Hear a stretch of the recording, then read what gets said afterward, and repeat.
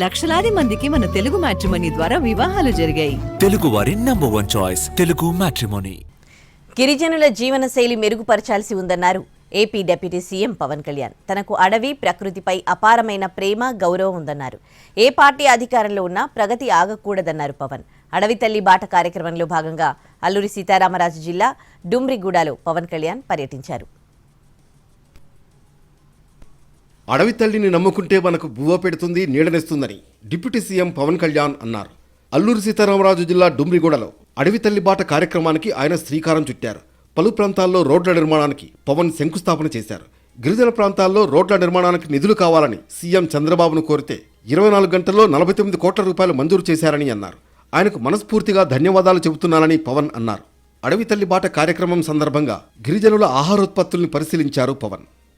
అడవి, ప్రకృతిపై నాకు అపారమైన ప్రేమ, గౌరవం ఉన్నాయని పవన్ తెలిపారు. అరకు అద్భుతమైన ప్రాంతమని, దీన్ని సద్వినియోగం చేసుకోవాలని సూచించారు. ఈ ప్రాంతాన్ని పర్యాటకంగా మరింత అభివృద్ధి చేయాల్సి ఉందన్నారు. మన్యం ప్రాంతాల్లో సరైన రహదారి సౌకర్యం లేక ఇబ్బందులు పడుతున్నారని, గిరిజన ప్రజల జీవనశైలి మెరుగుపరచాలన్నారు డిప్యూటీ సీఎం. కూటమి ప్రభుత్వం వచ్చాక ఏడాదిలోపే 1000 కోట్ల విలువైన పనులను మంజూరు చేశామని పవన్ తెలిపారు. రోడ్ల నిర్మాణానికి టెండర్లు కూడా పిలిచామన్నారు. వారం రోజుల్లో పనులు ప్రారంభమవుతాయని వెల్లడించారు.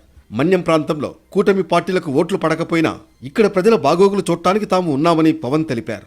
ప్రభుత్వాలు, పార్టీలు మారుతుంటాయని, కానీ ఏ పార్టీ అధికారంలో ఉన్నా అభివృద్ధి జరగాలని పవన్ కళ్యాణ్ అన్నారు.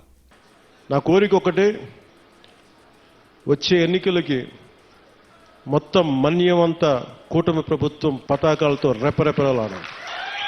ఎందుకు చెప్తున్నానంటే 5 సంవత్సరాల విలువైన సమయం మీరు ఇచ్చారు. మీ ఓటు వేశారు. మీ ఓటుకి వాళ్ళు విలువ ఇవ్వలేదు, కానీ మీరు ఓటు వేయకపోయినా నేను మీ ఓటుకు విలువిచ్చి ఇక్కడికి వచ్చాను.